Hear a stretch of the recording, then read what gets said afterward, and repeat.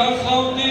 మరి మీరు కూడా మార్కెట్ కమిటీ ద్వారా రైతులకు ఏమి ఇబ్బంది కాకుండా మరి ప్యాడీ విషయంలో ప్రభుత్వం సపోర్ట్ ప్రైస్ ఏదైతే ఉందో దాన్ని మరి మిల్లర్స్ తోటి ఎమ్మెల్యే గారు కోఆర్డినేషన్ చేసుకొని మరి మార్కెట్ కమిటీ ద్వారా ఏమి రైతులకు ఇబ్బంది కలగకుండా చేయాలని కోరుతూ నన్ను సంక్షేమ కార్యక్రమాలని రైతుల ఇబ్బందులు పడకుండా మార్కెట్ కమిటీ చైర్మన్ మరియు పాలకవర్గం ఎమ్మెల్యే ద్వారా మన వ్యవసాయ శాఖ మంత్రి ద్వారా వారికి లబ్ధి పొందే విధంగా మనం వ్యవసాయదారులకు ఎల్లప్పుడూ అండగా ఉండాలి.